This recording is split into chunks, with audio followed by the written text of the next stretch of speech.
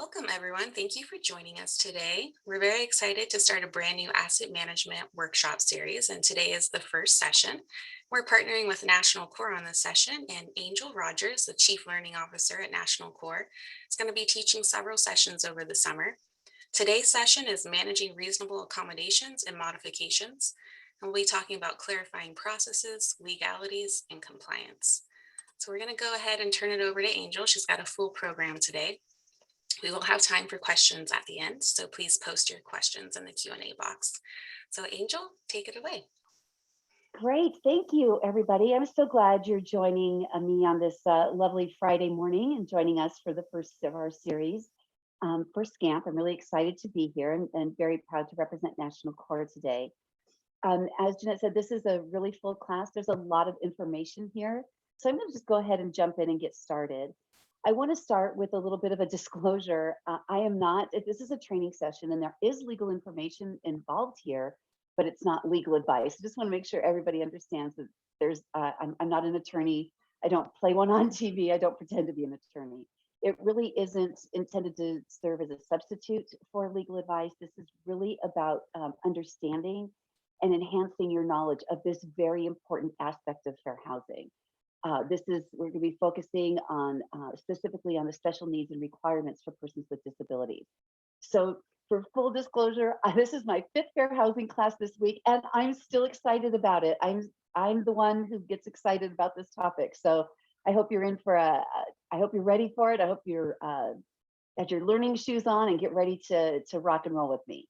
So let's get started with talking about our learning objectives. So what we want to cover today is we want to start by giving you an introduction to accommodations and modifications and understand the difference between the two, as well as some definitions regarding this topic and the different laws that are involved with this topic.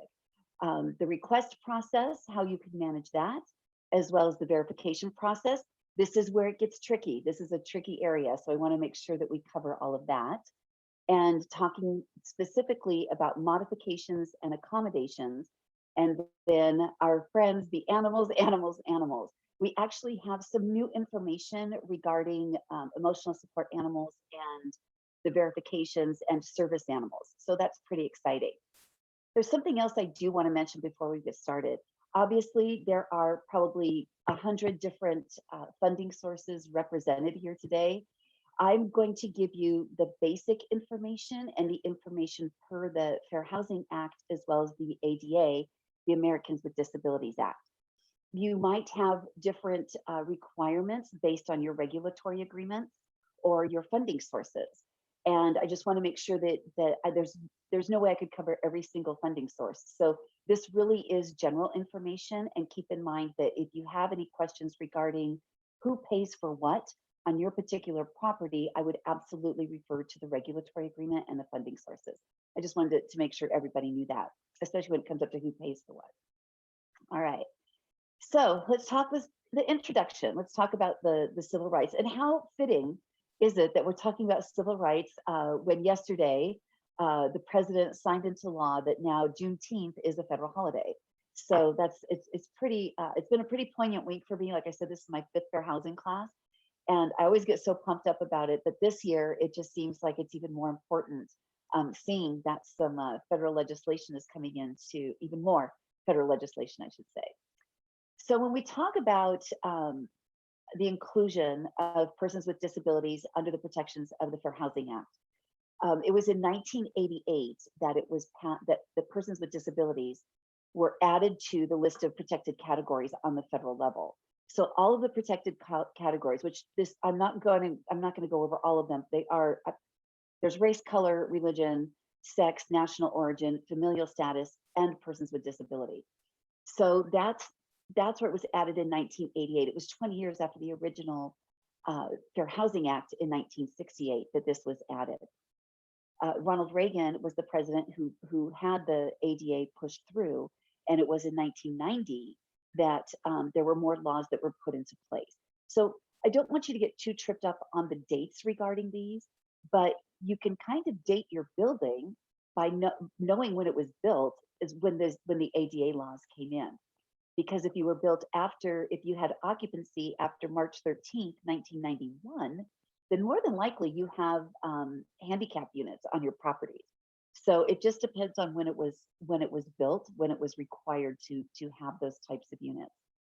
But like this says with the Civil Rights Act, the thing to remember is that the ADA and the Fair Housing Act really, first and foremost, these are civil rights laws. And with the passage of the ADA, FHA, they work together. This is the ADA, this is the FHA, they work like this. And so having these two acts work together, it's all about making certain that persons with disabilities have the same rights as everybody else, which up until 1988 on the federal level they didn't. Now here in California, they did. We are really progressive in California with so much of our civil rights laws. We had familial status since 1978. The federal didn't have it till 1988, and same with disability. We had it for many years before that. What the ADA does, it really takes fair housing goes a step further. So, like I said, the ADA and the FHA work together. So what this does, it makes it illegal to fail to make reasonable accommodations and rules and policies and services for a person with a disability. It really is about making certain that they have a level playing field, that everybody has the same rights as everybody else and can enjoy housing to the full use for them as well. It also makes it illegal to fail to allow reasonable modifications so that people can use the full use, to allow full use of the premises. Another part of the ADA and FHA is it makes certain that the availability of units are to qualified disabled residents, regardless of where. So since 1988, all units must be made available to persons with disabilities. So if you have someone who is mobility impaired and they want to live on the third floor, that's their choice. If you were to tell them, if you were to say something like, you'd probably be more comfortable on the first floor, it'd probably be easier for you to navigate on the first floor, then you could be found guilty of steering. The whole point of fair housing is to allow people to enjoy housing of their choice, not yours. So I don't want anyone telling me where I can or cannot live. And I certainly wouldn't think that anybody with a disability would enjoy being told, oh, well, you're mobility impaired, you need to live on the first floor. So all units are available to persons with disabilities. How they get there is what we're going to kind of navigate today. And we'll peel off the layer of this onion because this can get pretty complicated. I'm really glad you're here for a variety of reasons, but we continue to see that persons with disabilities have the largest amount of claims and lawsuits as far as fair housing is concerned. So one thing I have told every audience I've had this week, I don't think that I need to think that there isn't anybody in my audience who would willfully say, I don't want to rent to somebody with a disability. It's too much work. I don't want to deal with it. I don't think that's the basis of claims. I think a lot of the times this gets complicated. And since you don't deal with it every day, you may forget what you need to do, or it might have slipped your mind. You're like, oh, I remember this from a seminar. I can't remember what I was supposed to do. And I think that's what happens, and not having a very clear understanding of this. So hopefully today, you'll have a clear understanding of how we can work with persons with disabilities and how we have to work with the paperwork and the different processes that we have to go through. And it is a balancing act. I can tell you, I want to give you just a little bit of background. I have been a on-site property manager. In fact, I often tease, and I know there's a few people on this call who have heard me say this before. I don't know how to do anything else but property management. So I've been in this business for more years than I want to tell you, because that would tell you how old I am. But honestly, I started doing this when I was a child. My parents owned property. And so I've been renting apartments since I was in junior high. I've been helping people rent apartments.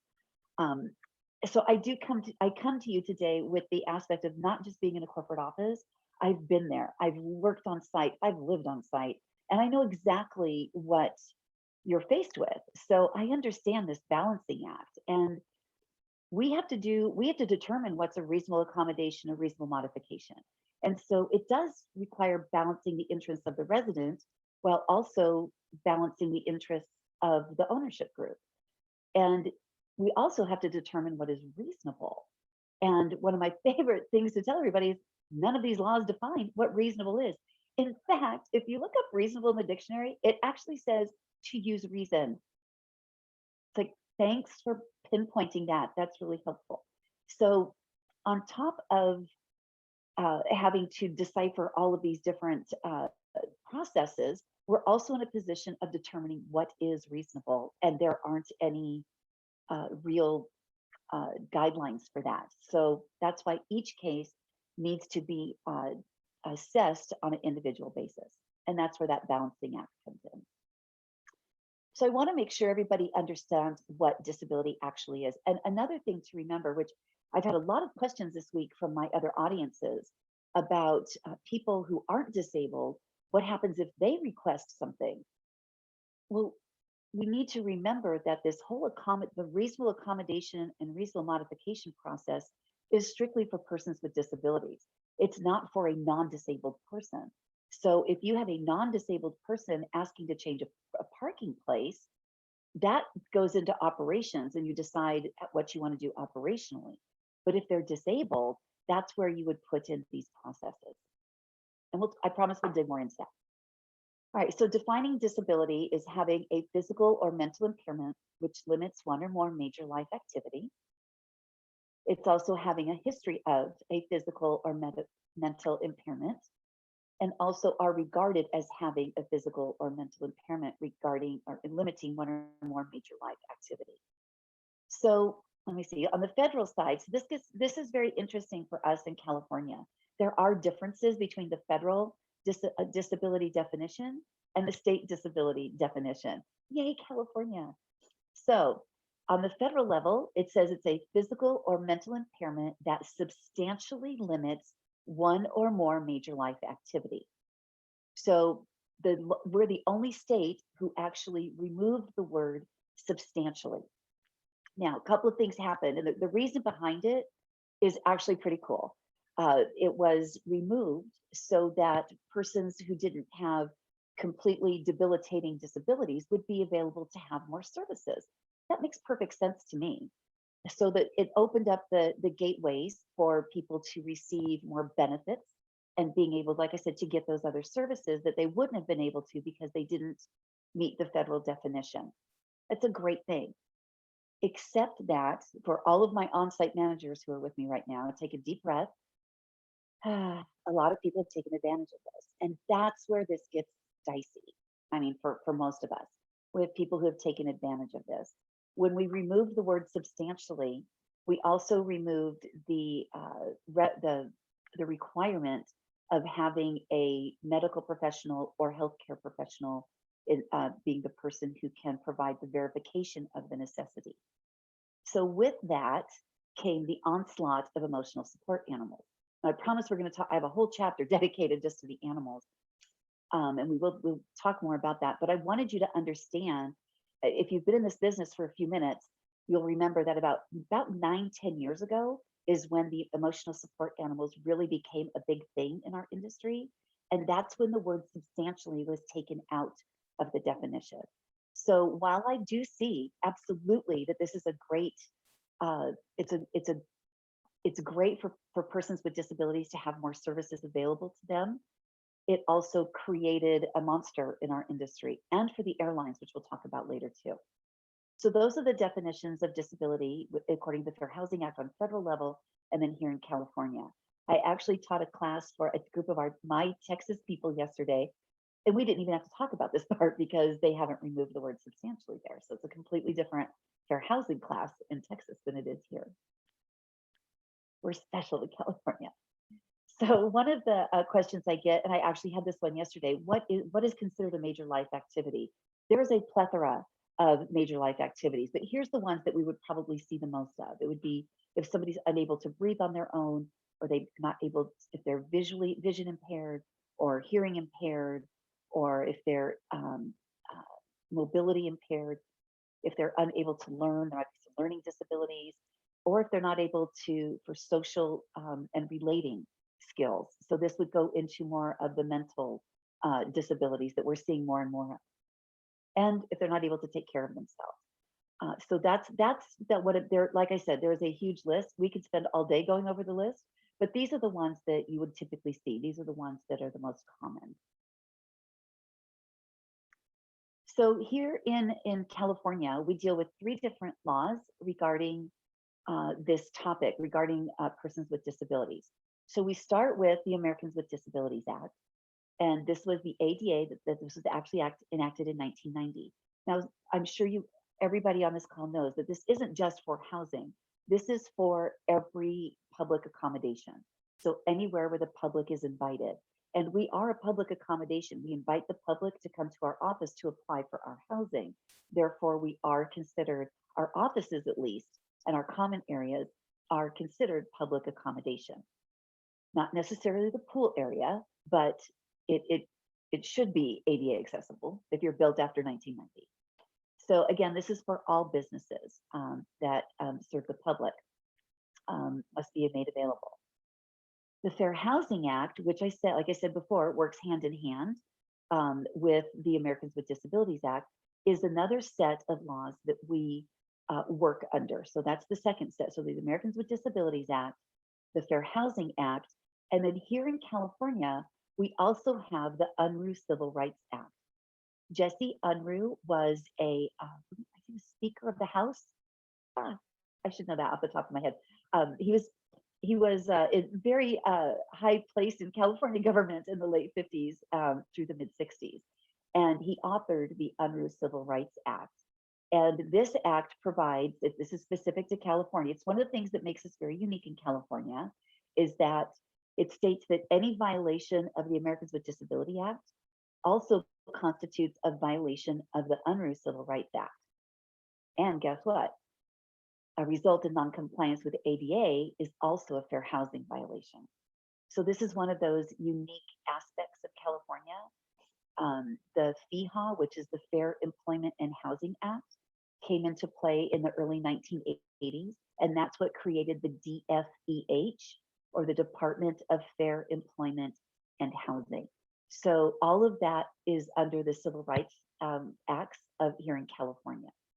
It's a lot. It's pretty heady stuff. There's a lot here, but just keep in mind that all of these acts work. If I had a third hand, I would do it with the third hand. But all of these acts work in conjunction to assure that persons with disabilities are treated fairly. Okay, and I do see something in the chat, so I'm going to go ahead and check it and see. Oh, this is a great question. It says, I noticed the ADA logo you used on the last slide. Is there a requirement to use any specific one since the pictures are specific to services offered at the building? The answer to that is no, there isn't a specific one as long as you're using one. The one that I showed, and I'll go back so you can see what she's talking about, what this person's talking about. Where'd it go? This one. This one is very broad. This is one that is being more universally used. Typically, you only see the one in the top left corner where it implies mobility impaired. If you are able to use this logo, I don't think you'll see this on parking signs at this point. I haven't seen any on parking signs, but this sign is available for other areas, not just parking. This one really is a little bit more, it's a little bit more inclusive, and that's why I use this one. I actually really like this one because it shows mobility impaired, visually impaired, hearing impaired, and the mental disabilities that, like I said, we're seeing so much more of. That's a great question. Thank you for that. All right. So the ADA, remember I said before, properties built before 1991 may not be in compliance with the ADA. And property owners can be sued by someone other than a disabled person who was, quote, harmed. This is what we call in California the famous drive-by lawsuit. It makes suing owners of older properties actually can be a potentially very profitable business for some people. Yeah, but I promise there's an answer to that too. So the stated purpose of the law is to make businesses, like I said, which serve the public, accessible to disabled persons, and that includes removing any barriers. So what you can, the examples here are sidewalks, parking, and laundry. Okay, I have something else in the chat. I like to do them as we go along. How would hearing or learning disability apply to housing? Well, if somebody is unable to hear, we might have to provide some kind of interpretation service, or they bring their person. Um, you might, as far as modifications are concerned, with somebody who has a hearing disability, you may need to provide a different type of fire or smoke detector. There's a lot that has to do with housing. Actually, if somebody has a learning disability, they may not be able to enter into a rental agreement. You would need to know that so that you could have somebody else work with them on that rental agreement. Great question. Love it. All right. So again, sidewalks, parking, and laundry could be areas that could be that you could be vulnerable because of the ADA. So how do you make sure that you're not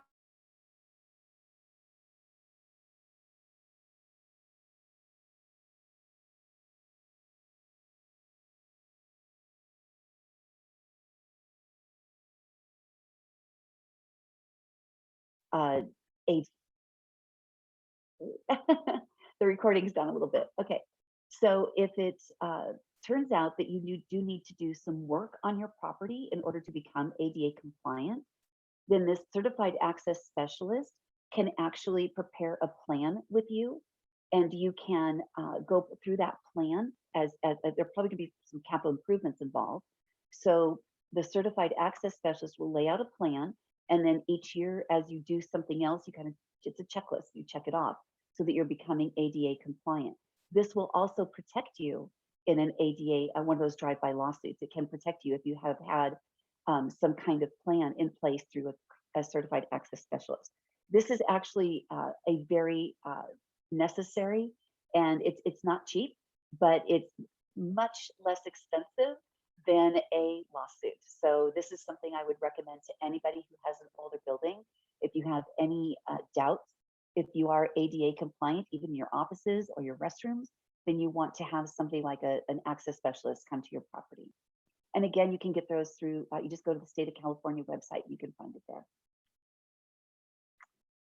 All right, so let's jump into establishing the need for accommodation or modification. So let's just go ahead and go here. It really is a very good idea to have a written procedure for handling this. At my company, at National Core, we have an intranet with all of our forms, and well, everything's on the intranet, but we actually have a dedicated page just for the reasonable accommodation and modification packets of paperwork.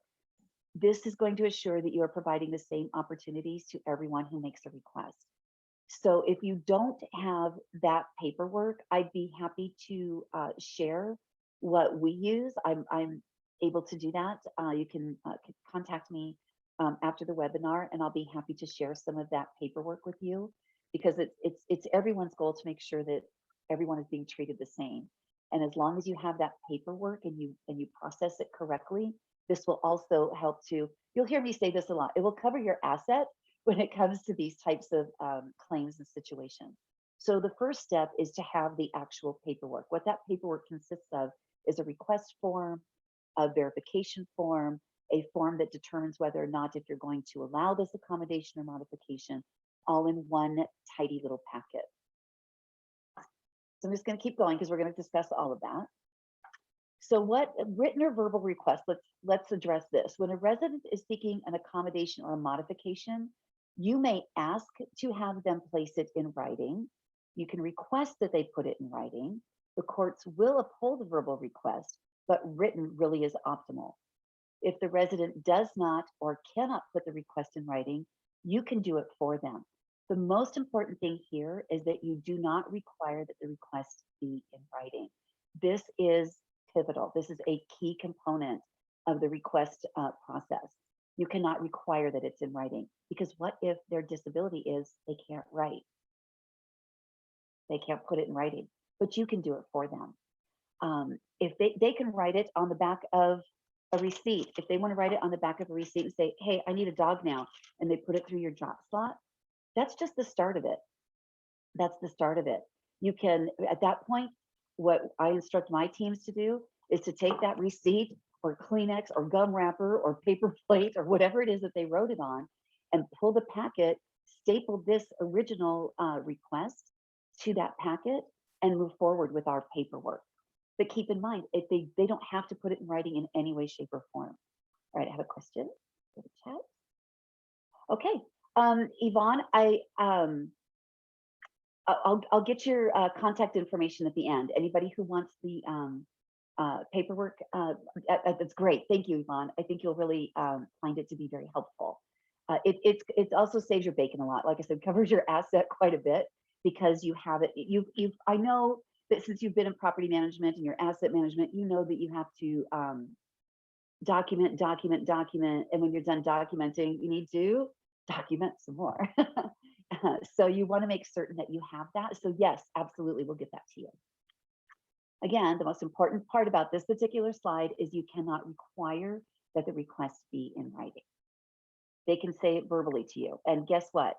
If you say, here's what you can't do. You can't say, great, here's the paperwork, go fill it out and bring it back to me. That's not the magic word. I want you guys to all write this down.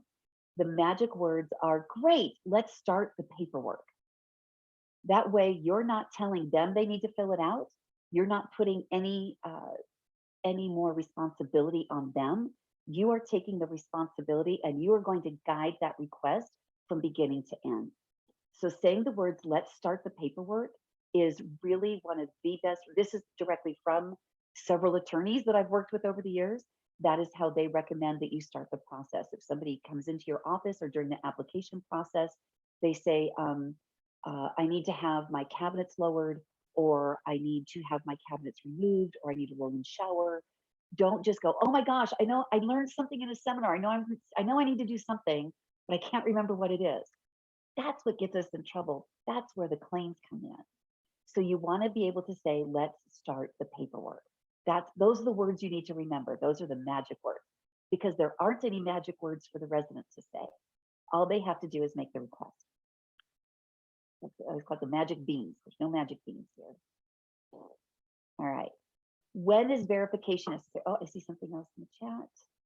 Okay, perfect. Thank you. Okay, so this is where it also gets a little bit confusing, I should say. When is verification of the request necessary? So this is, I believe that this actually looks very discriminatory on the face of it, but there's a reason behind it. So if somebody comes to your office and is, it's very obvious and apparent that there is a disability, then you do not need to go beyond what you've observed as far as verification of the necessity of whatever it is that they're requesting. If it does not appear that there is a disability, then you need to go and take it further and go get that verification. So I'm going to give you some examples. If somebody who it comes in a wheelchair and they're requiring, they say they want a first floor apartment and they also need a ramp and perhaps they need a roll-in shower. If this person is to the reasonable person, it's obvious that this person has a disability. So all you would do on the verification, you would still do the request form.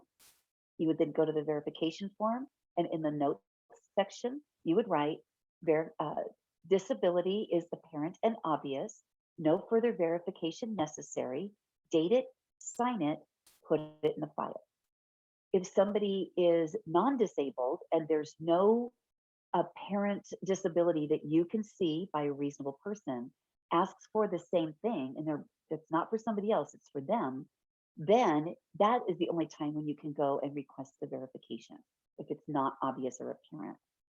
I apologize for the sniffles. Is anybody else having crazy allergies this year? Oh my gosh, I can't even keep up with the Claritin. Oh my gosh. All right.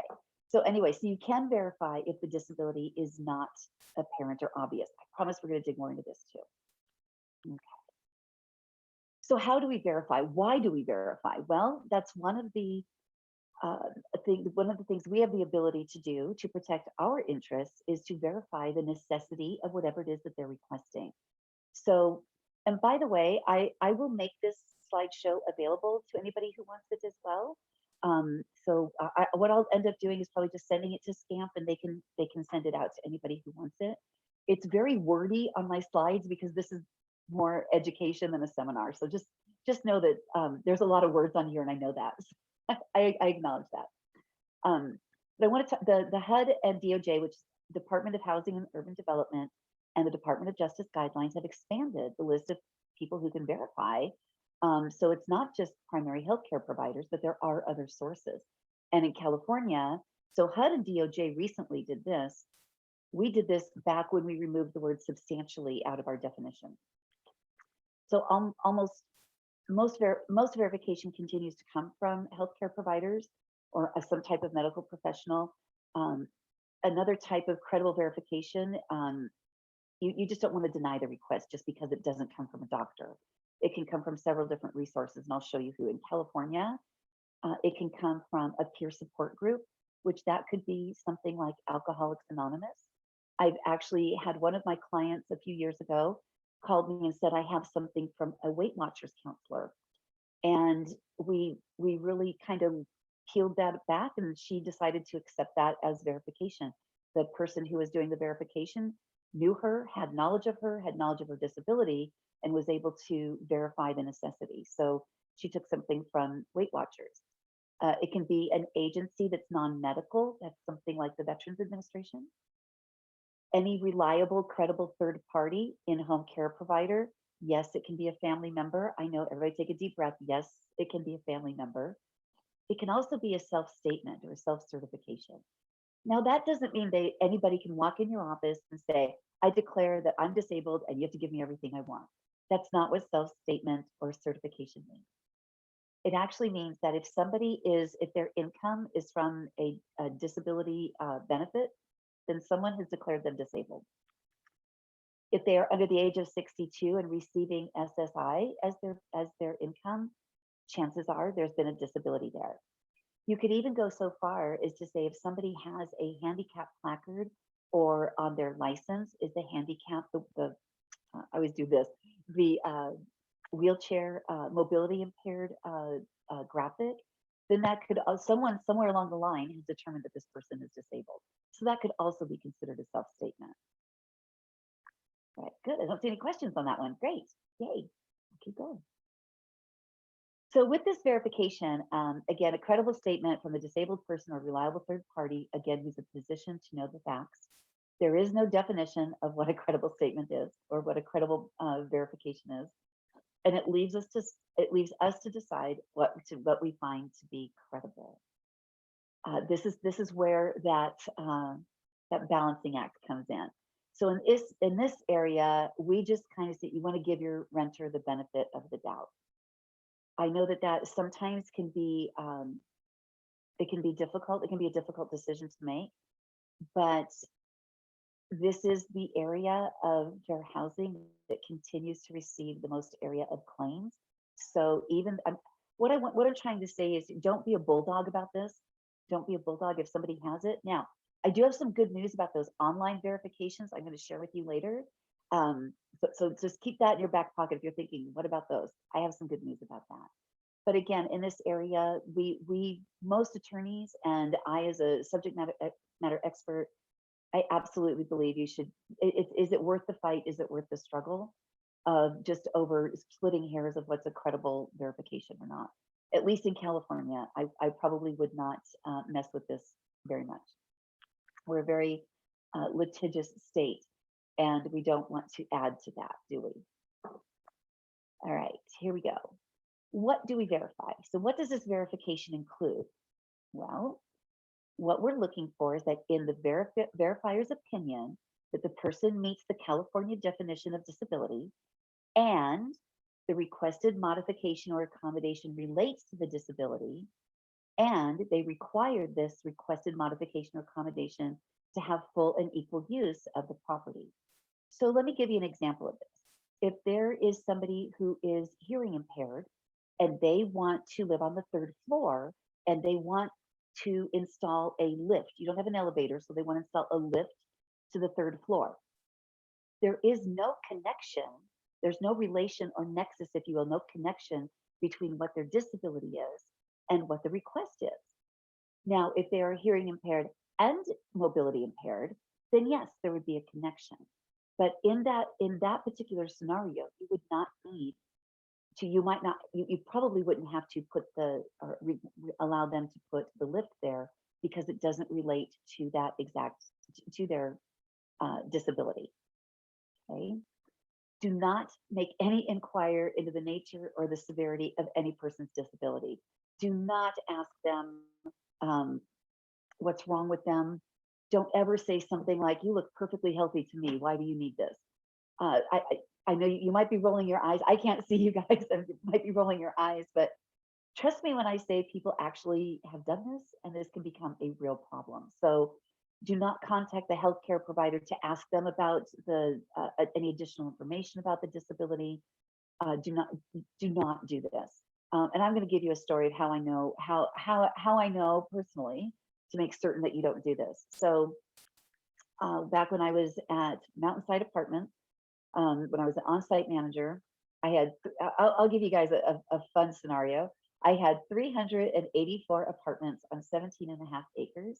50% were affordable with 5 set aside levels, and 50% were market. Yeah, who wants to jump on that? I did. Oh my gosh, it was a zoo. I tease everybody that I got my PhD in property management there because everything that could happen did. So I had a long-term resident that came into the office, and it was during the winter season, and she came in and she was on crutches, and she had her whole leg was wrapped. I don't think it was a cast, but it was in a brace. Let's say that when she was on crutches. And I had known her for several years, and when she came in, I said, "Oh my gosh, I sure hope that you have a good story behind that. Like you were in Aspen skiing with Brad Pitt and you broke your leg, right?" I thought I was being clever. And what she said was, "Actually, Angel, I have bone cancer in this leg." Oh, I wanted the office to swallow me up. I wanted the floor to open up and swallow me whole. I was so embarrassed. She was really cool about it. She said, "You know what? How would you know? You wouldn't know." So she said, "Don't worry about it." But it sure taught me a lesson to not even make any kind of assumptions about somebody's condition. So do not inquire. Do not ask them. If even if they look completely non-disabled, and use this verbiage, disabled and non-disabled.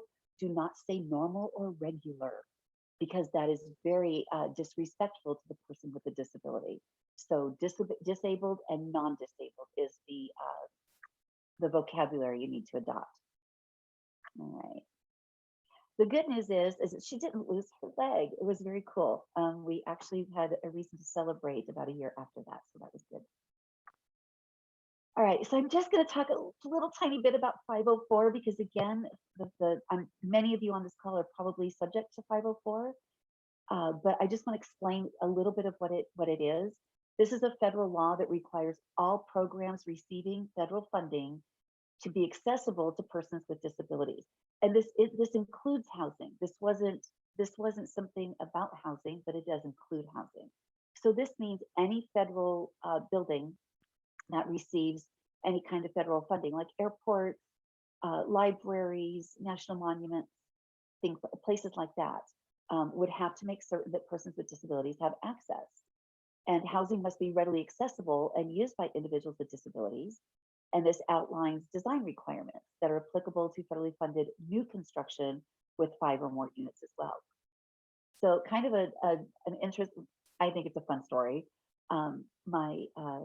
My niece lives in Maryland, and she went uh, on a field trip with her son's class, and they went to Thomas Jefferson's estate. They went to Monticello, and my niece took pictures of all of the accessibility signs, the handicap accessibility signs, and she sent them to my sister, her mom, and she's like, "Mom, can you? I had to widen the hallways in Monticello. Can you even believe that?" And my sister, my poor sister, who's had to sit through many of my fair housing sessions over the years, came right back at her and said, "Well, I know exactly why they did that. It's because they receive federal funding. It's 504." So you just never know when some of these trivia questions might come up and come in handy. It sure did with my family. Uh, but anyway, 504, what it really does, the crux of this is that in housing, It grants the right to request and receive reasonable accommodations and modifications at no cost. So that's the difference. That's what 504 does. If you are on a conventional for-profit property, then your job is to allow people to make the modifications. You don't have to pay for them. So in affordable housing, and depending on those financing sources you have, you may have to pay for them. So this is where I say you want to check to see if you have 504. I know that in some of our portfolios, if we have home units, if we have 80 units and 6 home units, because of those 6 home units, 504 applies to the entire property. So we are paying even though there's only 6 home units there.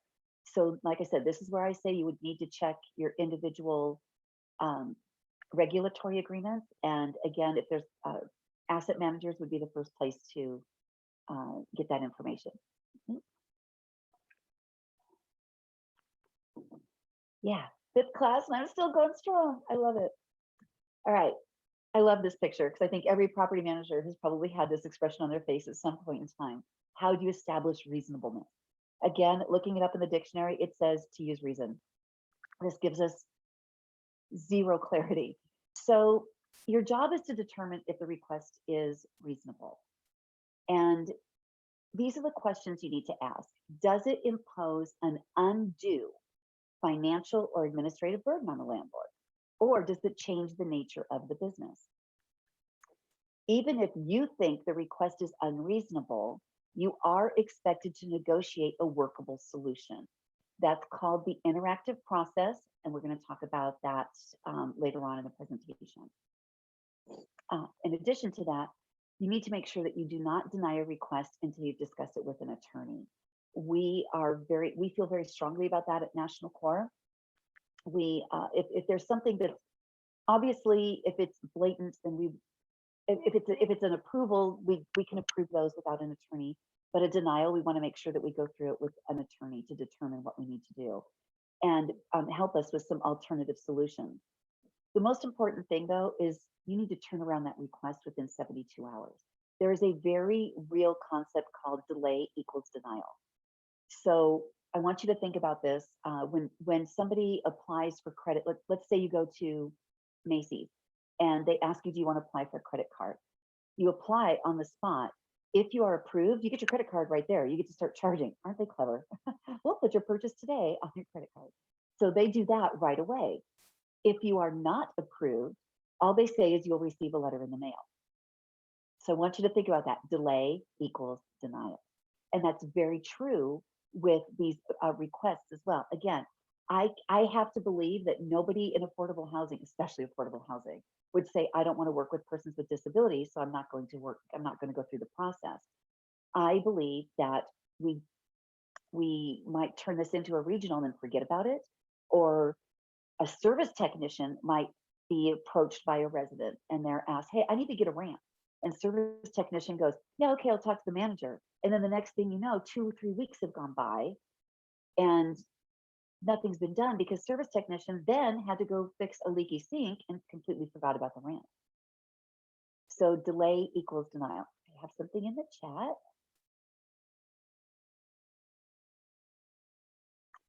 This is Jennifer. That's a great question. If you receive federal funding, but the regulatory agreement doesn't mention Section 504 requirements, should we assume it's required? I would check with whoever, honestly, whoever your regulatory agreement is with.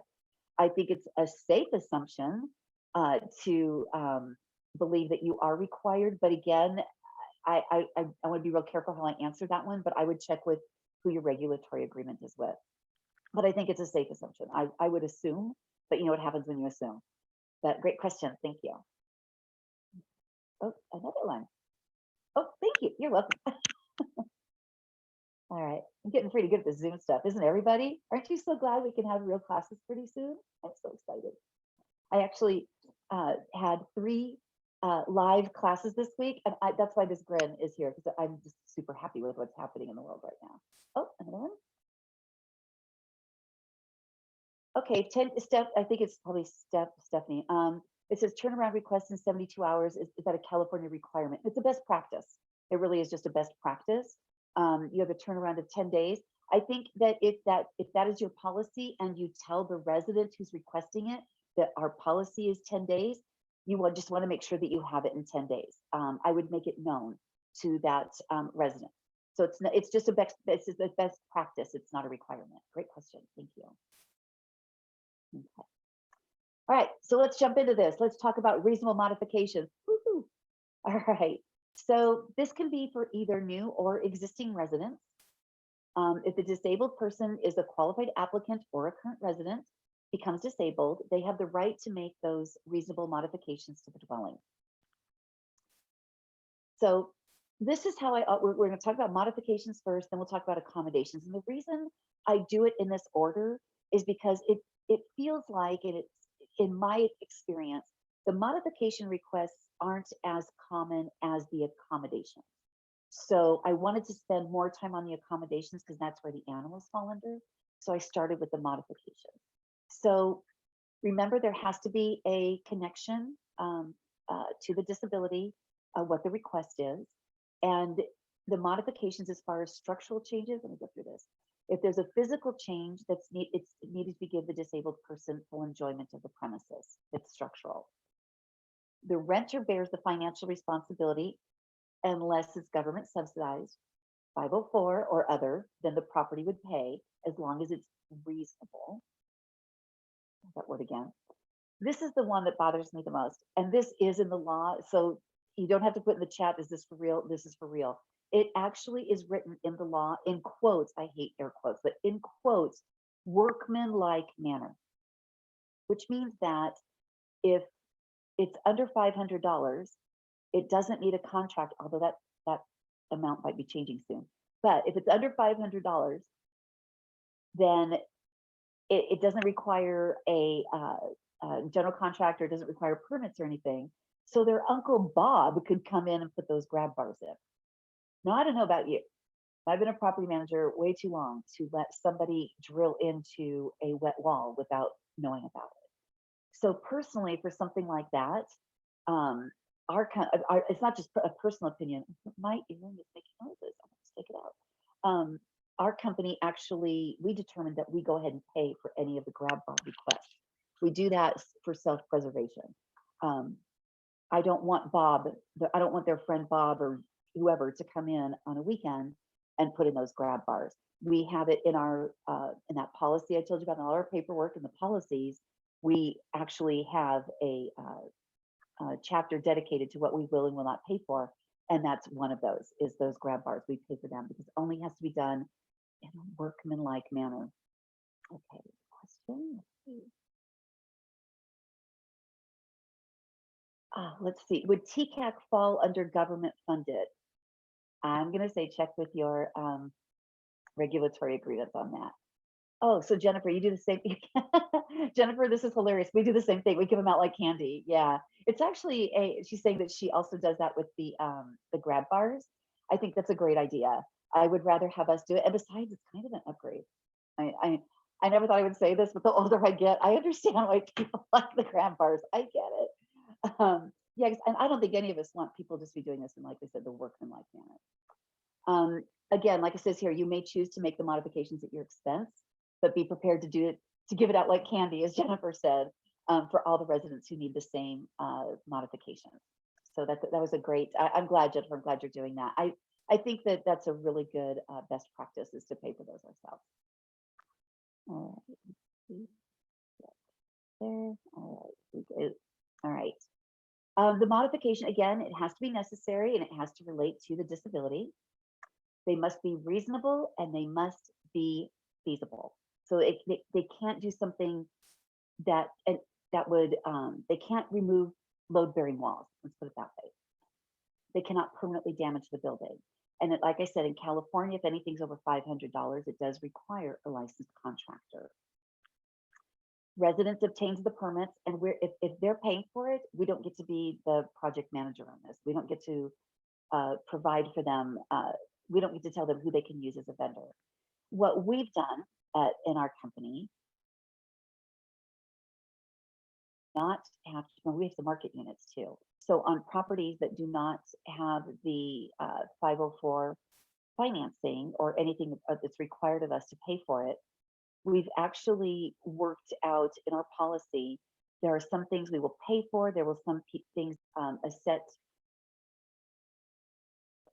uh, sorry, get some noise in my ear. Anyways, we have a set list of things that we will pay for. You are allowed to have a description of the proposed modification, whether it be written or verbal. You do have the ability to do that. So I'm going to tell a really quick story about, I think there's somebody on this call who might remember when this happened. We had a property, affordable property, senior property in Palmdale. And um, somebody had been on the waiting list for probably 2 or 3 years. She finally gets called in. We do not have a downstairs. She wants an upstairs apartment, but she wants to have a lift installed. And it wasn't government funded, so we said we would allow her to install the lift, and she insisted that we pay for it. And we did our due diligence, came back out and said our job is that we have to allow you to do it. So she decides to go to the city, which we're partners with, and we get blasted on channel 3 at the city council meeting. So she's, the city people are there, everybody's there, and she's blasting us because we won't pay for this lift, and just calling us all kinds of names, telling us we're terrible people. And so the city, who is not in the business of housing, says, you know what, we're going to look into this, we're going to do our due diligence, and then we'll come back. So we get to be the subject of another city council, televised city council meeting. They came back and said, no, this company is doing the right thing. They're allowing you to do this. You would have to pay for it. So she says, fine, I'm going to do that. I know you guys all hear this. She said, I'm going to go ahead and do that. She goes and gets bids. And ladies and gentlemen, this was 23, 24 years ago. And the estimate to put in a lift is going to be about $25,000. Plus, she needs to put in reserves, $10,000 to restore the building back to its original condition when she moves out. So she's looking at $35,000. Once she got that, she said, forget it, I'm not going to do it. I'll just take a downstairs. And by that time, the downstairs had already been rented out to somebody else. Of course it did.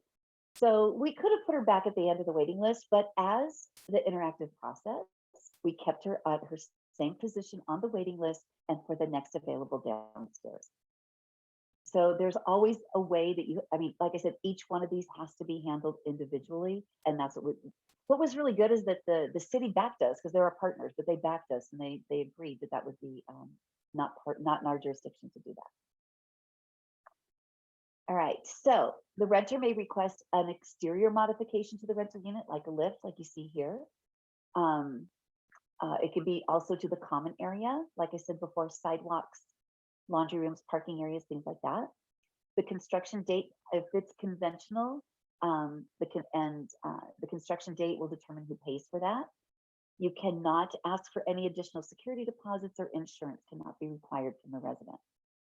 Now, the upgrades to the unit, if the modification would ordinarily cost the resident $1,000, but the landlord wants it upgraded to be more aesthetically pleasing, then the landlord would be required to pay the difference. Okay, so if you don't like what they're doing, so let's go back to this page here. If that doesn't look aesthetically pleasing enough for you, and you want it to look better, and imagine this on an apartment building, then you would have to make the difference in the pay. You would pay the difference for that. What happens about maintaining modifications? This is a great question. What if somebody does put in a lift? What if they do? What if they do? What do we do with it? If the modification is used by the resident, then he or she will be responsible for maintaining it. If the modification is also used by other residents, such as a ramp to the laundry room, then the property would be responsible for its maintenance. So you want to be, and I had in one of my buildings, oh my gosh, I did a lease up. It was for a conventional property, but it was right at the time that the ADA was becoming more prominent. So that tells you it was the late 80s. And we had a tennis court on top of our subterranean parking. So there was actually probably about a 5-foot steps for 5 feet, and steps going up to the tennis court. And we had to install a lift for that. Nobody ever used it except for the kids on the property. They played in it all the time, which of course we tried to stop that, and that didn't happen. but we had to maintain that at all. It had to be maintained and ready about the modifications. The questions that have come up over the years that I want to make sure that we address those. So what happens when they move out? The resident may be required to restore the modifications of the interior to the original condition.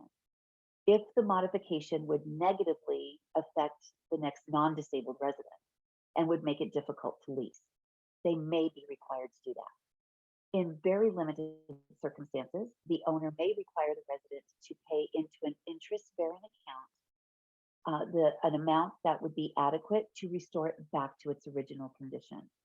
So this was something that was happening often, but the ability to do that has now been narrowed very much.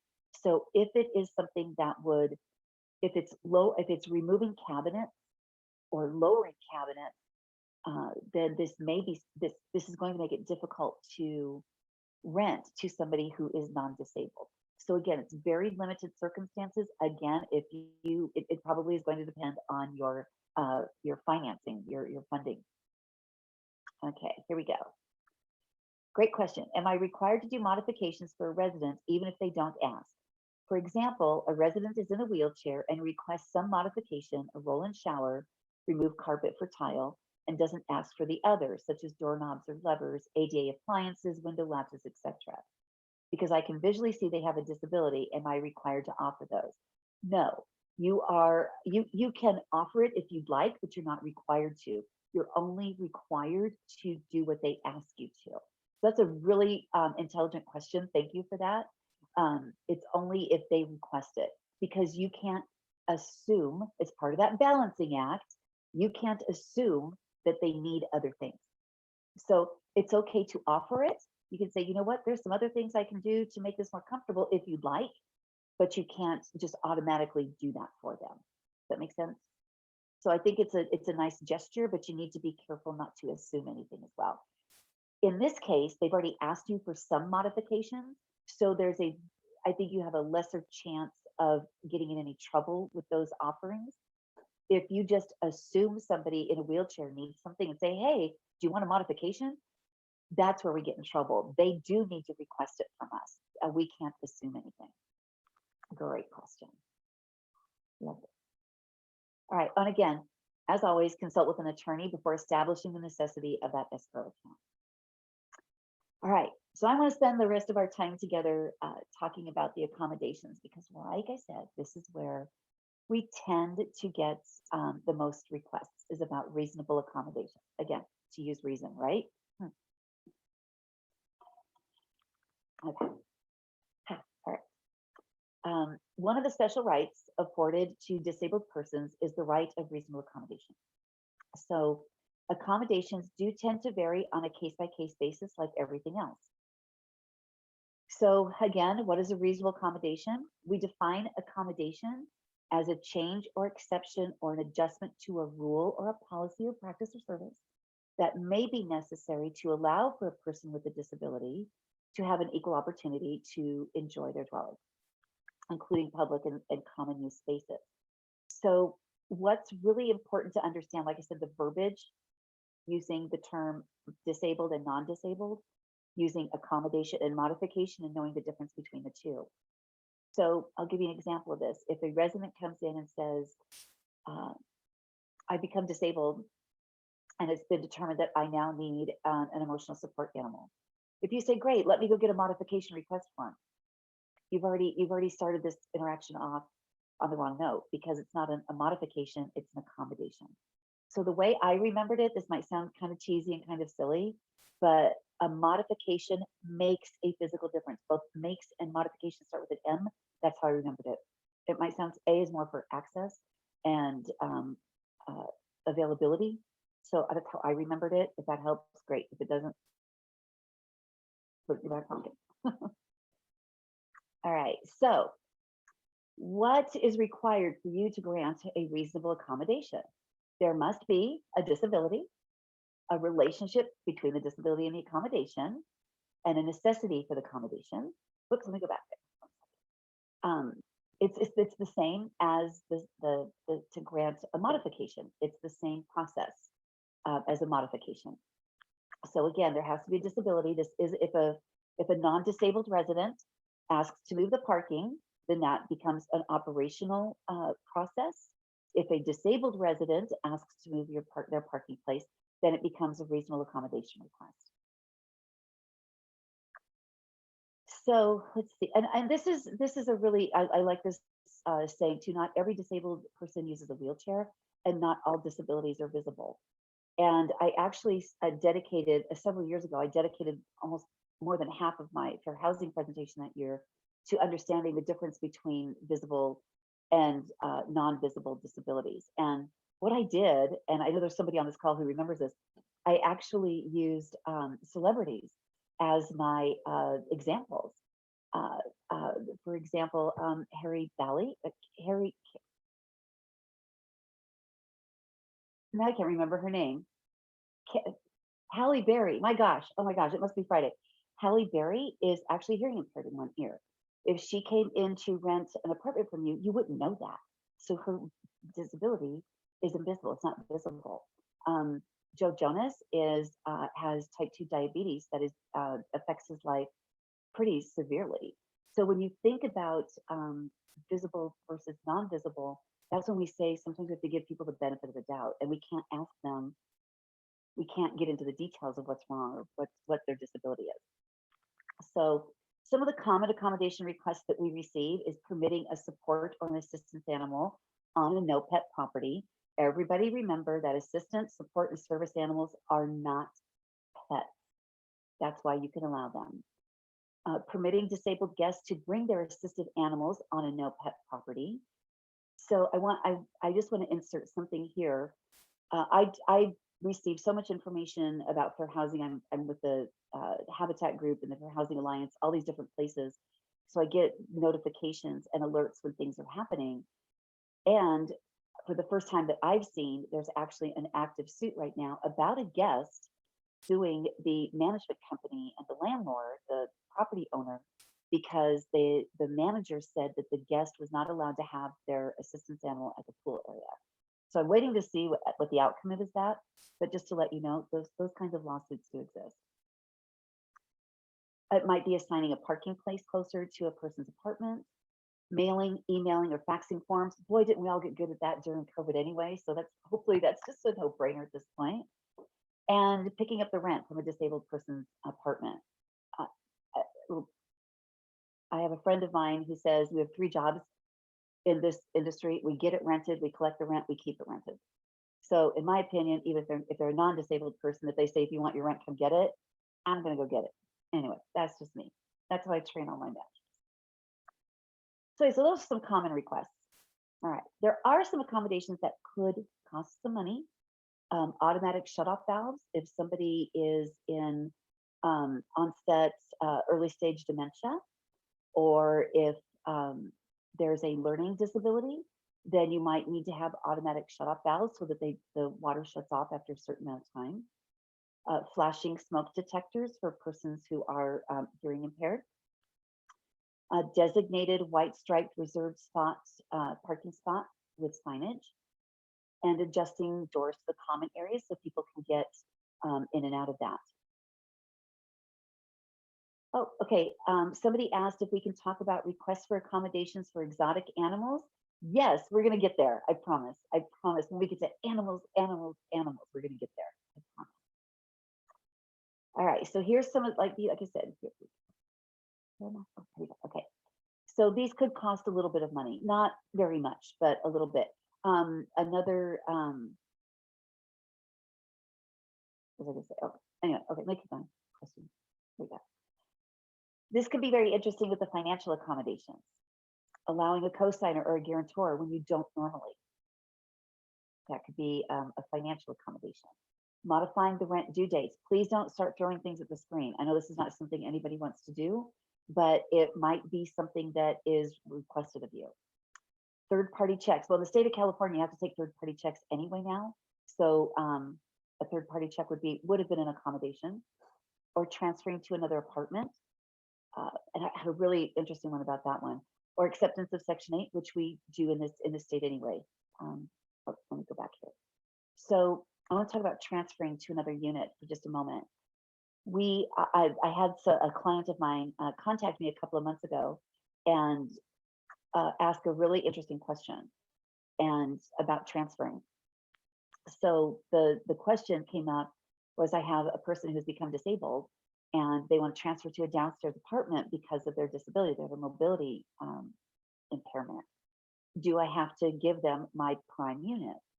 And I told them, you have to give them what's available. And then she goes into, well, the owner wants to raise it to market rent, which is going to be probably about $500 more than what they're paying. And my answer to her was, you could do that, but the law will probably be named after you. So you might not want to do that. But I told her to consult with her attorney to come up with the best practice for their company. But these are real considerations to think about if you have a mix of market apartments. Keep in mind also, I have another scenario that came up where a person was the Fair Housing Act and the ADA also protects people who are formally disabled. So in another scenario, a resident became disabled. They moved downstairs, and during the course of 2 years, they were able to walk again. They no longer needed a wheelchair. They progressed from a wheelchair to a walker to crutches. All the natural progression when they with that particular disability, and they were able to walk. And so the manager asked me if they could ask them to move back upstairs.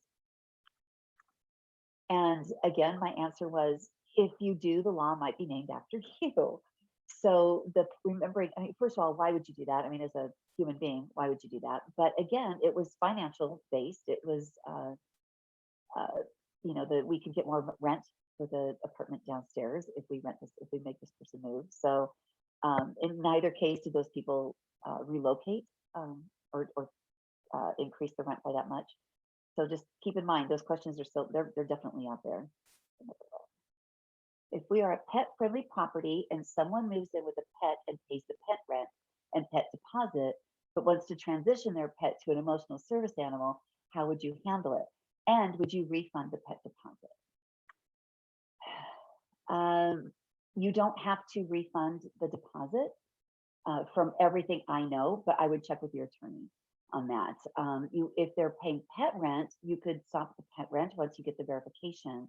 But it is not my understanding that you have to refund the deposit, because if you have listed it as just a deposit and not delineated it out as a pet deposit, it's just considered a deposit, then that stays with the unit until move out. So if on the agreement it says 500 security deposit and then 500 pet deposit, you may have to refund that. But if you have total 1,000 deposit and you don't delineate it out, then you would not have to refund that. But that's a great question for an attorney. And this happens a lot, by the way, where people, oh yeah, here we go, City of LA. Thank you, Jennifer. Yeah, if they funding from the City of LA. Again, like I said, check with your regulatory agreements. They're all unique in their very special ways. All right. So what if it becomes an undue burden? Now, remember, you do not have to grant any accommodation or modification if it's an undue burden on the ownership. So that's one of the tests that you ask. If one of the tests that will be applied in order to determine this, the reasonability, is this an undue financial or administrative burden on the property? So if you have maybe one or two residents who need to, let's say that their disability check doesn't come in until the 15th of the month. Changing their due date to the 16th for one or two people is not an undue financial burden. But now if everybody wants to change it to the date that their disability check comes in, it could be. So what we do at National Core is we actually, with that part of our services, is through our Hope Through Housing Foundation, which provides all of our social services. We actually have something called Pathways to Economic Empowerment. And we actually have classes on teaching people how to get ahead that half a month. So we would teach them how to do that. Not everybody, they don't have to take the class, but we do offer it. But again, if it's an undue financial burden, then you wouldn't need to do that. Something else to consider, let's see if I have it on here. Again, this is pretty cutting edge, the financial situation. you need to consult an attorney who's well versed in this. Do not make a decision to grant or deny a financial accommodation without legal advice. I knew I had that in here somewhere. I also wanted to, okay, let me go back for just a second. We talked a little bit about how, what if the accommodation request changes the nature of the business? Okay. We are in the business of housing people. First and foremost, that's what we do. We house people, and we do it in decent, safe, affordable housing. So if there is a request, and trust me, these are true life stories. I have seen these, I've heard them, I've had friends go through these. If you have some requests that are kind of outlandish, you still have to go through the process with it. So I'll give you some examples. Um, I know somebody who got the request from this person who's disabled, and they said that they could no longer bend over to get the dog food to feed their dog, and they now wanted a service technician to come in and feed their dog twice a day. Okay, we put in the request, and they analyzed it, and it determined that this is not our business. This changes the nature of the business.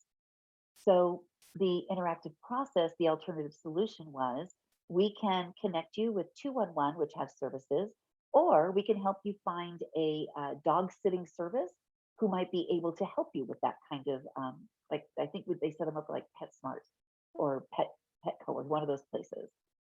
There was another request where a elderly woman asked the leasing consultant to please come in and help her take her medication, that she was unable to determine which medication she needed to take when. That's a hard no. And so what we were able to do, or the leasing consultant was able to took it to the manager.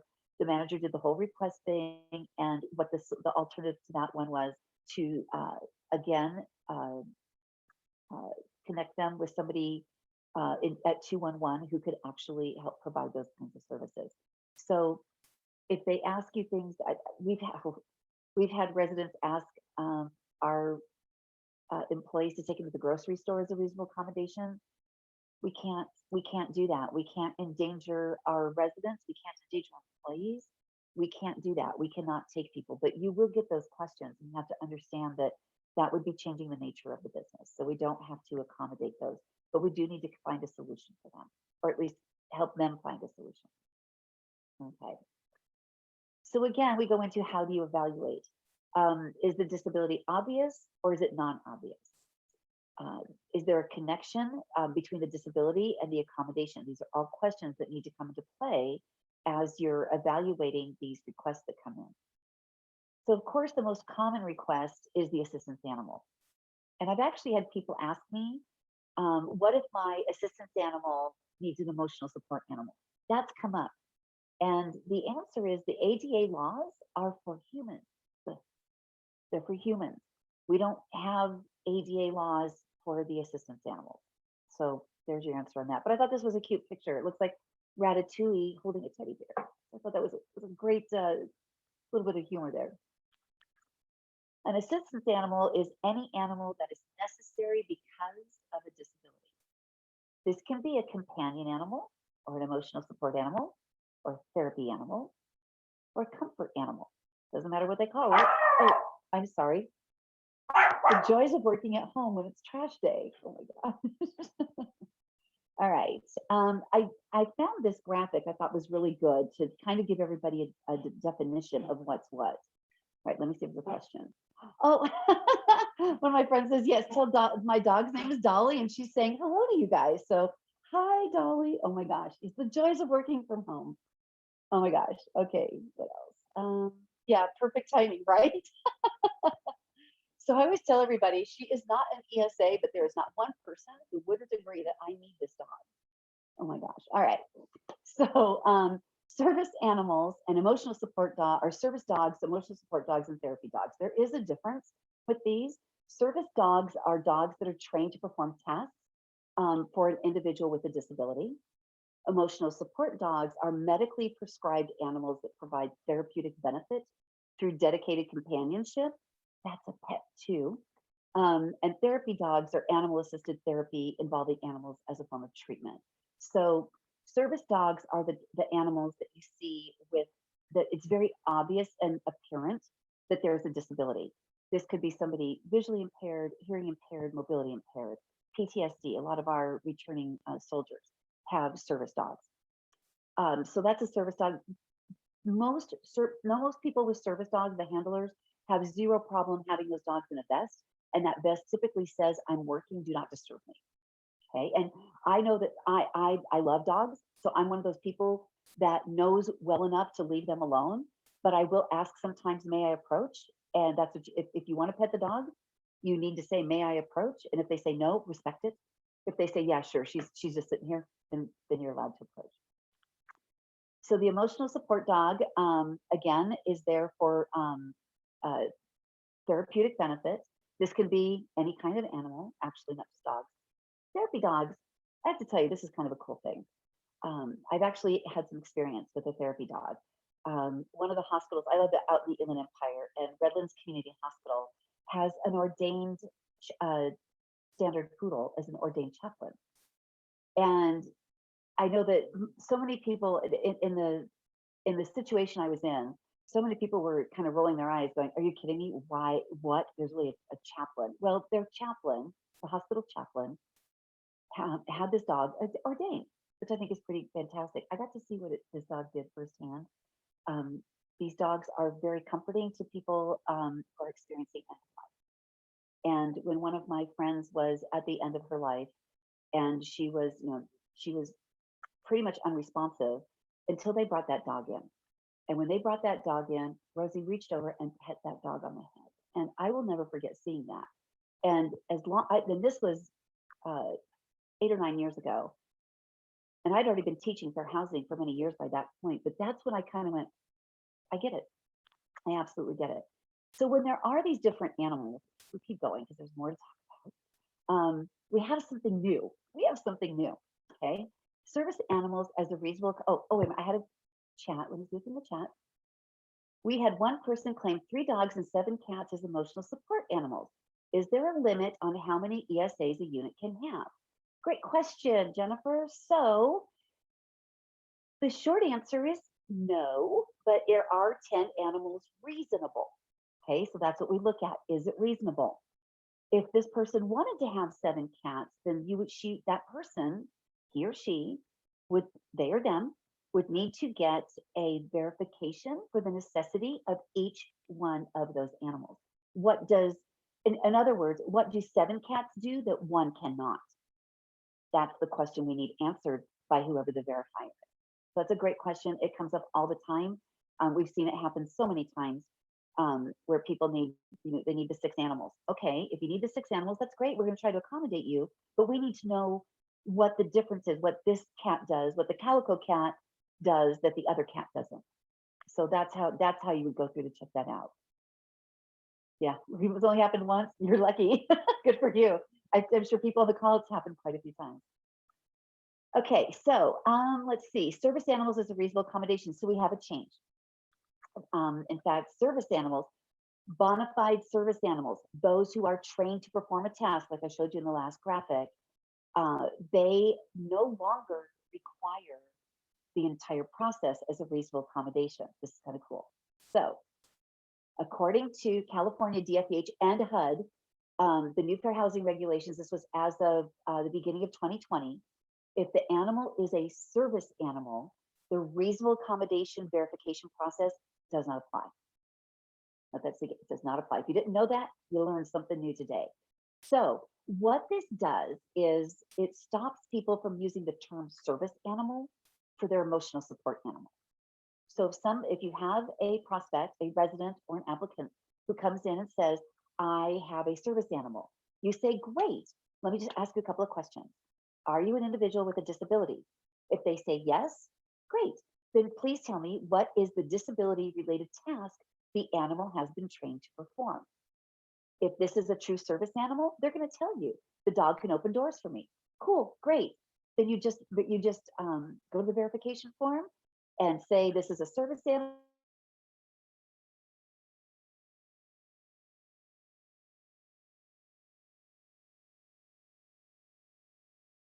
Sorry, you don't get to do that. I think it would be kind of cool to see it, but it would also be disrespectful. So you're not permitted to ask them to demonstrate the task.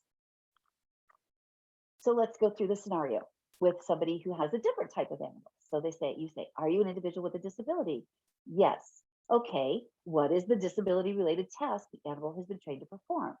Oh, they're not, they're just like companions. Okay. They don't have a task.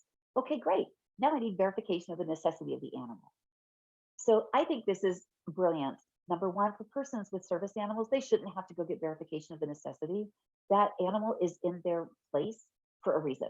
Okay. Like I said, a true service animal. So number one, the most important thing, it benefits persons with true service animals. Um, but the collateral to that is that we get to ask this question now, and that way they don't get to say it's a service animal. That now they have to go through the verification. I think it's always fascinating to me when the resident or the prospect will say, well, where do I get the verification? I think all of us on this call know that if somebody is truly disabled, they know where to get the verification. They should not be asking us. So I want to talk a little bit about miniature horses. Yes, they are HUD and DOJ actually does recognize miniature horses as that they can be service animals. Miniature, I want to, and that's me with a miniature horse. I actually belong to a group, a foundation out here in the Inland Empire called Leaps and Bounds. And so what they do is they have what's called hippotherapy, and with the hippotherapy, hip, hip, I don't remember. It's not HIPAA like the HIPAA laws. It's HIPAA something else. Anyway, one of the best forms of exercise is to walk, and persons who are mobility impaired can't walk. So at this um, ranch, they actually have the horses there for people to ride, but they also have the miniature horses that also provide some kinds of therapy. But I just want to give you a little insight as to why horses are so important. A service dog, it takes almost 2 years to train them to be able to perform those tasks. And they can only be in service for about 8 or 9 years because dogs age differently. They age at a more advanced rate. Horses can be in service for up to 30 years. So that's why when you see the miniature horse, they're not a miniature pony, they're a miniature horse. And they're in the scenario here that we see on the screen, this particular animal is actually providing service. So yeah, we probably won't see them in apartment living. If you do have someone who comes and say, hey, I have a miniature horse as my service animal, cool. But you probably wouldn't. They're very expensive, and they're typically like scholarshiped out kind of a thing because they are very expensive. All right, keep going. All right, so this is interesting. The airlines are prohibiting ESAs. I don't know if you guys know this, but beginning January 1st, 2021, only trained service dogs qualify as U.S. service animals or as animals on U.S. airlines. So ESAs are now classified as pets with fees as much as $175. And you're saying, why do we care about this? Because the FAA is also a federal agency, and it's a federal government agency. And we'd like for HUD to get on our side about this and understand that a true service animal and a true ESA, I don't think anybody in this call has a problem with, but we have been terribly taken advantage of because of the way the laws are written. So if the FAA can make this kind of declaration, then HUD should be paying attention, and they are starting to pay attention. So let's talk about this. There are no magic words to request an accommodation. There's no specific forms that are required to request an accommodation. This is just like the modification. And here's what I want to talk about. This is such great news for all of us. The online prescriptions and certifications and registrations are no longer valid for HUD. Yes, the state of Florida took this to as far as they could with HUD, and they did get a ruling on this. So they do. There's never been any such thing as a certified art animal. That was just something you could download from the internet, and many people did it. Assistance animals are not required to have any particular certification or license. There really isn't any. There's no such thing. So if you've ever seen one of these, this is all bogus. Yeah. The reason that HUD finally stepped in is because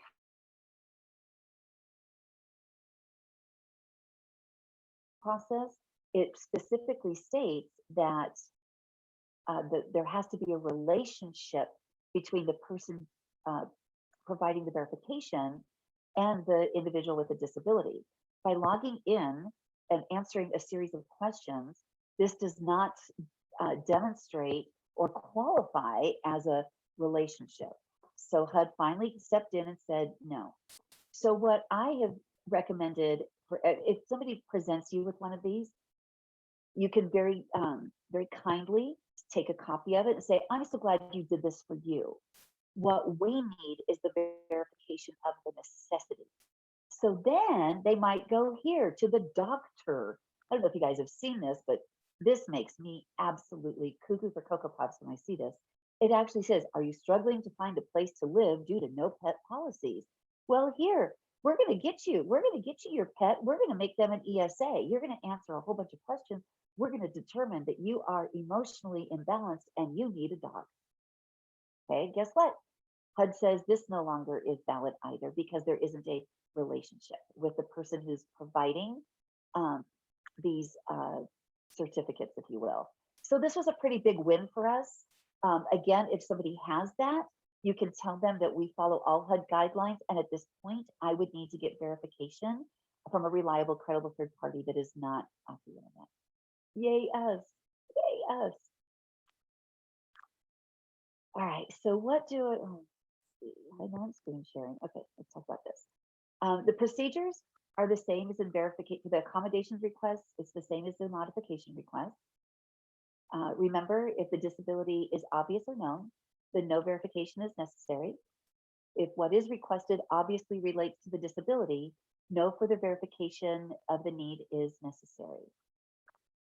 If either the disability or the need is not obvious, then verification may be required.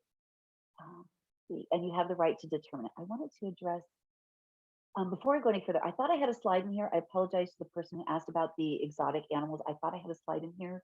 I guess I don't. So a couple of things to address about the exotic animals. So I remember the slide I thought I had in here. There was actually a couple of years ago, somebody tried to get a peacock on a Delta flight. It made the national news. They actually were told that they called in advance. They called the airline in advance, and the airline said, "No, we're not letting you bring the peacock on the plane," and that doesn't fit the definition of a service animal. Well, the person showed up at the airport with the peacock anyway, and like I said, it made national news, and the person was outraged the peacock wasn't allowed on the plane. So that brought it some attention, which is a good idea. It did bring it to the attention of the American people, how people are using this as a way, using the ADA laws as a way to get their way. I also want to tell you another story about Junior the duck, and I know that Terry on this call knows who Junior the duck is. We have a property in Yorba Linda, and there was a resident who needed an emotional support duck, and we were like, "What, the duck?" Okay. Anyway, um, you're ducking kidding me. Oh my goodness, a duck. So I don't know if any of you know anything about ducks, but they are not very clean animals. So what we did is we went through the verification process with her. She got verification from a medical provider saying that Junior is her emotional support and that she absolutely needed Junior. So we were like, okay, we took it to the attorney. The attorney says, "I don't think so." And what was happening, you guys, by the way, all the while we're going through all of this, the human handler is calling the city every single day, and we denied it with the attorney's blessing. We denied it. So then, after the denial, she's calling the city every single day, and the city is saying we can't. We went to the city. They don't allow. It's an undomesticated animal, so they don't allow it. So you're not even allowed to have a duck in captivity like that. I mean, this there's so many angles to it. So finally, because we kind of told her the city was the last wall, and the city had told us no, therefore telling her no. So after about 2 months of every day being contacted by this person, the city finally said she can have the duck. Just give her the duck, let her have the duck. So we have an emotional support duck on one of our sites. And he wears a diaper, but only in public. The apartment is atrocious. Ducks cannot hold anything, they have zero capability to do that. And so it has now become a health and safety issue. And when we went to renovate the apartment, we had to relocate her. We are still dealing with this. It's the never ending duck story. So that's a couple of stories about the exotic animals. If somebody wants a ferret, that's illegal in the state of California, you can deny it. If they want a bird, you have to, I mean, it really, HUD only acknowledges really service animals as dogs and horses. Some of the more exotics, like a chimpanzee, we've actually seen somebody, when I say we, I mean as an industry, the chimpanzees, the different types of birds. There's an alligator out there. There's a gentleman who tried to get on a plane with an alligator, and he's holding the alligator like this. I'm like, that, yeah. Snakes, if they have the verification for it, then you have to allow it. As long as it's not an illegal animal. Okay, that's in the chat. Go here. What about people who claim snakes and mice as ESA? Yeah, if they have the verification for it. Cats, Nicholas, it's a great question. HUD doesn't acknowledge cats as service dogs. Maybe they're a companion animal or emotional support animal, but they're not considered service. HUD only acknowledges dogs and horses, but FHA, the Fair Housing Act, acknowledges the others. So, yeah, if somebody wanted a snake, that would cause me anxiety. But as a manager, it would cause me. Oh, yeah, you too. Dolly doesn't like snakes either.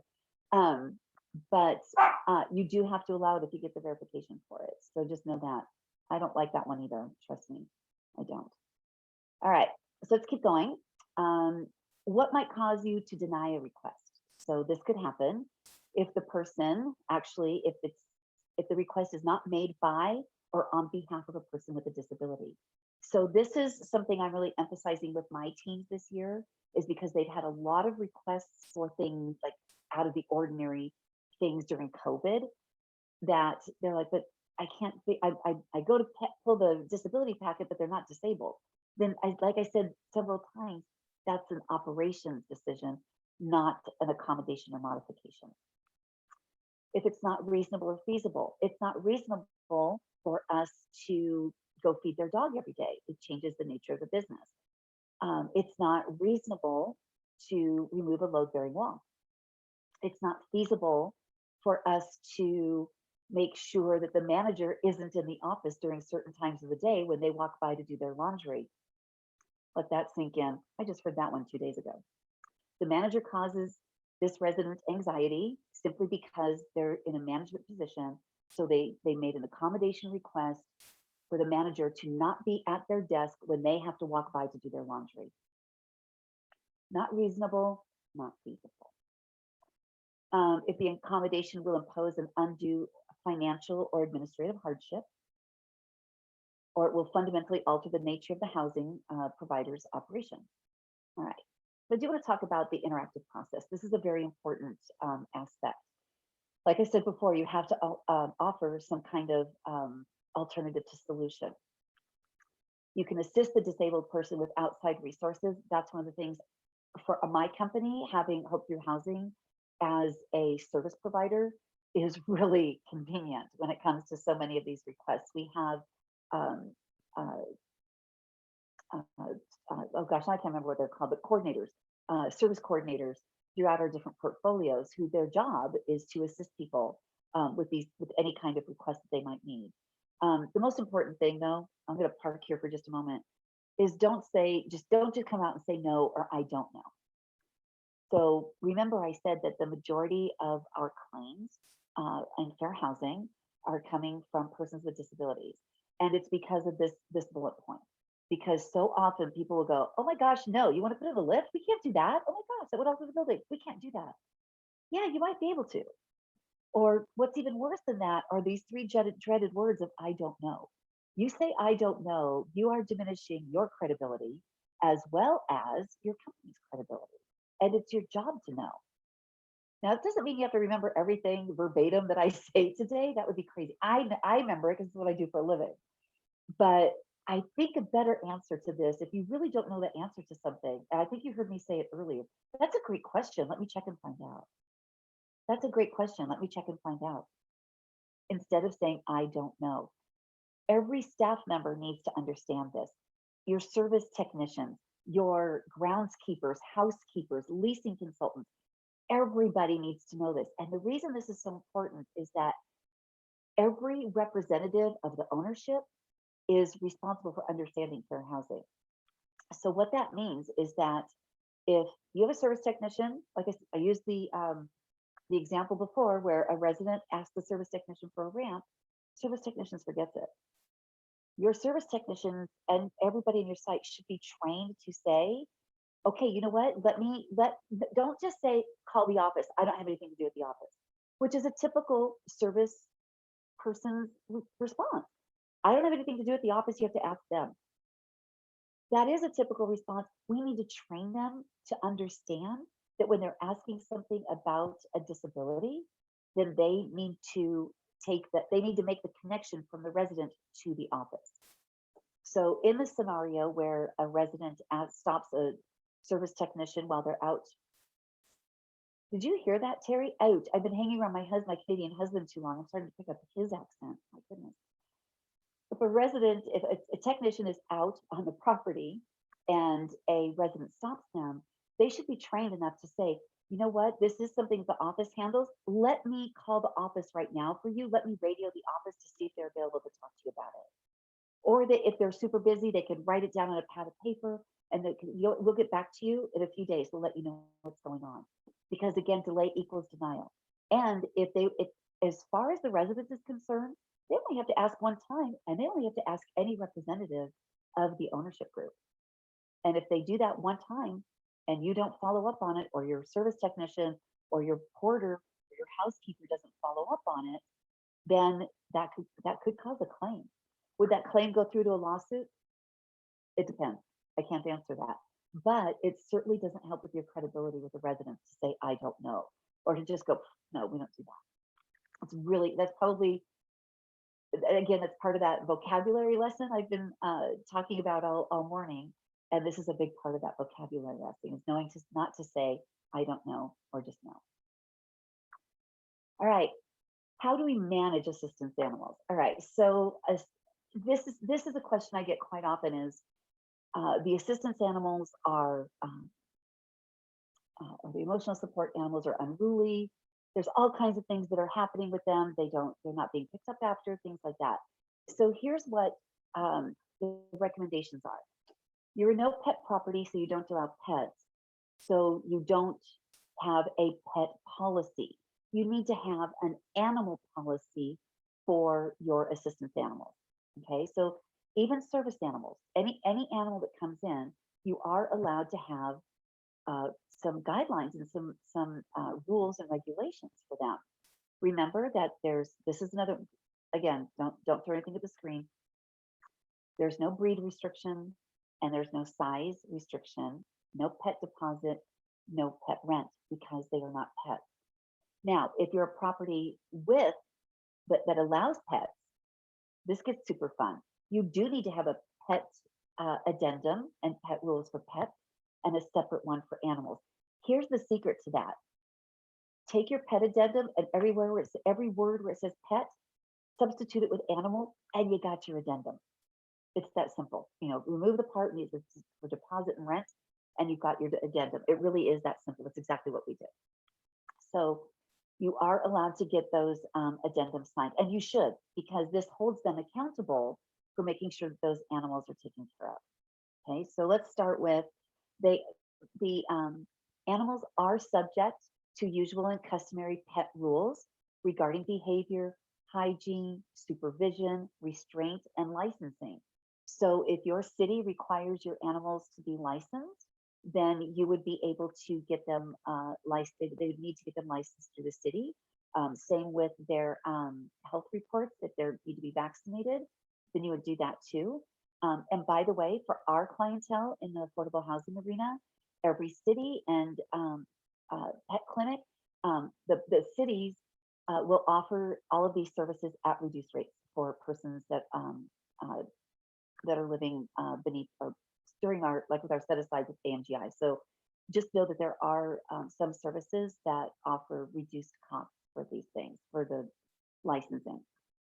Um, let's see what else. They are subject to legitimate non-discriminatory health codes. For example, no dogs in the pool. So here's a great one that happened not too long ago.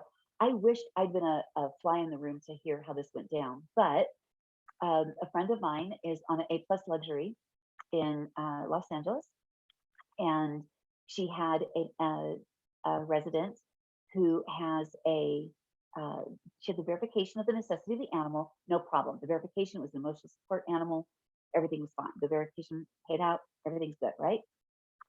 So then the resident says, oh, and by the way, I have to take aqua therapy and the dog has to come in the pool with me. And my friend did the right thing. She said, okay, I will submit this. They went to the attorney. The attorney said, absolutely not. City says, absolutely not. You cannot have that's a whole health and safety code issue. That's completely different. It's a separate issue. So we can't do it. Well, I'm sure you're surprised when you hear that the resident became very agitated with this, very upset, demanding that we allowed that my friend allow the dog in the pool. I'm just going to do it anyway. You can just imagine. And my friend tells the story much better than I do, but it's pretty hilarious. The one day the woman came in and just was reading my friend, just berating her, and her regional manager happened to be there. So you guys are gonna love this. The regional manager, because the woman says, you have to engage with me. You have to tell me what's going on. You have to let me do this. The regional manager comes out and she goes, I completely understand what you're asking us to do. And I think I have a solution. You are welcome to put your dog in the pool to do your aqua therapy if you notify us 48 hours in advance so that we can notify all the residents 24 hours in advance that you and you alone will be using the pool during that time. You will then need to drain the pool and have it cleaned and scrubbed and sanitized. Then you will have to pay to have the pool refilled and to make sure that the county comes out and checks the chemicals. How does that sound to you? I was losing my mind when I heard this story because she did not say no. She entered the interactive process brilliantly because that is really exactly what would have to happen if somebody were to allow the dog in the pool. So every time there's some that you have to go, I think what I love about this business is there's never a dull moment. And every time I think I've heard it all, I haven't, because that just happened a couple of months ago. It's pretty darn extraordinary. The person at that point said, I'll take the dog somewhere else to get my my therapy. Isn't that great? Oh, good. Thanks. I'm glad you liked it. Yeah, we'll make sure that you get the presentation. I will definitely send it to the girls at Scamp, the ladies at Scamp, so that they have it. I'm glad you're enjoying it. I love doing it. Can you tell? I'm such a fair housing geek. My friends on the call know that I'm having a good time because I'm such a geek on this. All right. I remember these animals cannot pose a direct threat to the health and safety of other people or damage the property. So when I said they can't be breed, you can't be breed specific, you cannot have breed restrictions. It's amazing how many pit bulls and Rottweilers have become assistance animals. And I do not mean this to be snarky towards anybody who truly needs these animals. I want you guys to know that. I have way too many people in my life who have these animals. So I'm not being snarky. I'm only a little jaded by all the people who have lied about it, right? But if they do have an animal that is causing a threat, or if people are afraid of it, or if they are aggressive towards people, then you do have the right to actually kind of call them out on that and to try to remedy that. What you might need to, how do I want to say this? You can disallow the animal while still allowing the accommodation.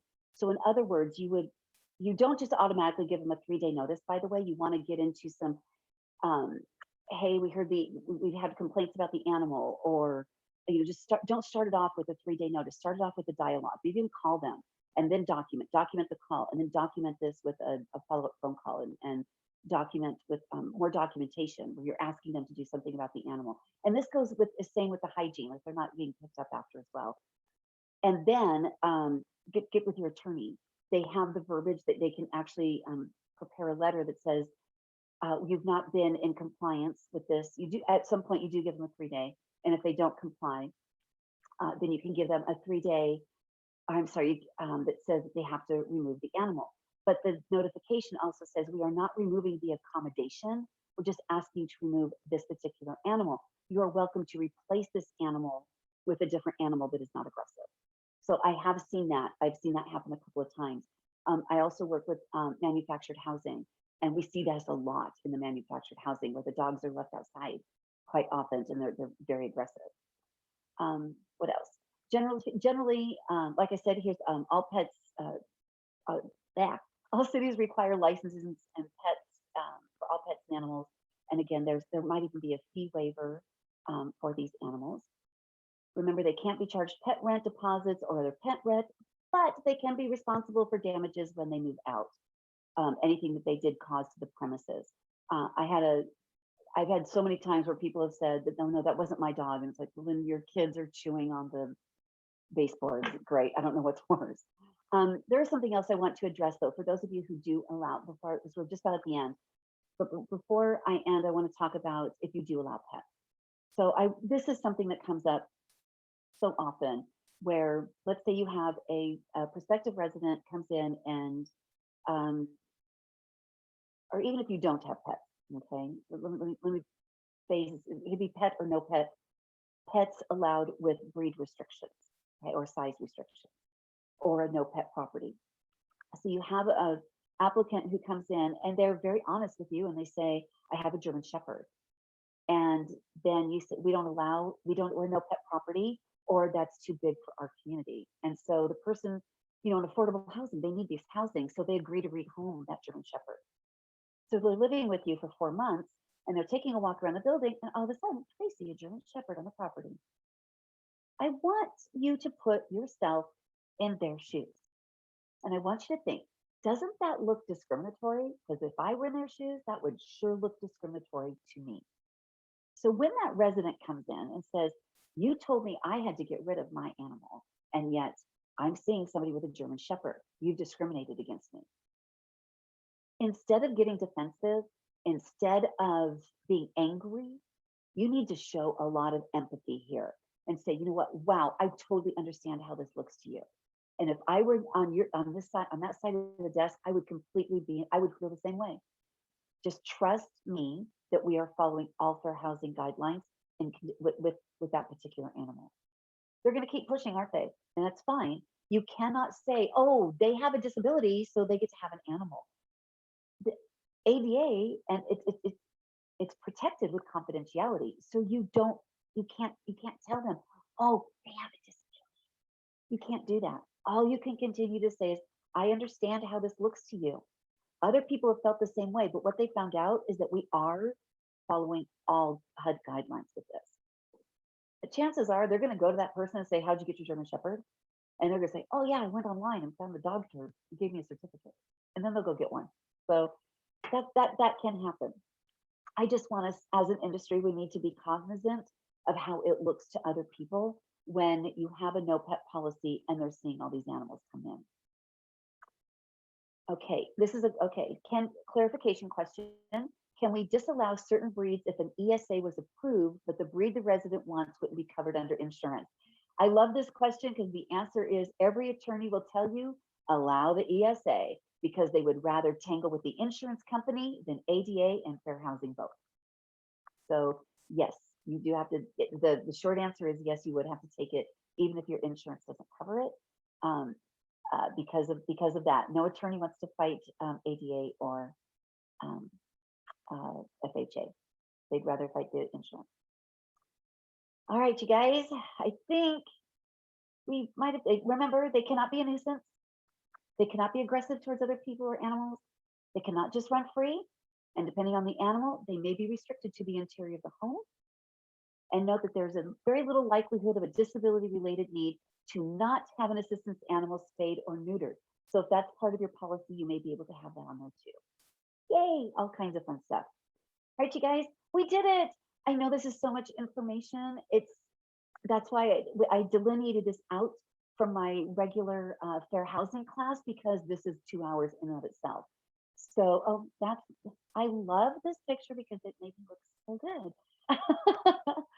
You love it when the photographers get involved. Anyway, this is my contact information. Uh, I'm happy to answer questions as much as I can for all of you. I will share this presentation, and I from SCAMP has invited me to do a few more presentations throughout this year. I'm very honored for that and very excited. Um, I really hope that everybody has a terrific, let me go off of here for just a second, has a great weekend. This was really fun for me, and it sets my weekend off on a really good note. So thank you for joining us. I will get this presentation over to the ladies just right after we're done here. And if there aren't any other questions, then I guess we're done. Olivia or Jeanette, do you want to say anything? I think that covers it. Thank you, Angel. And we'll say Great. goodbye. All right. Thanks, guys. Thanks, everybody. Have a great weekend.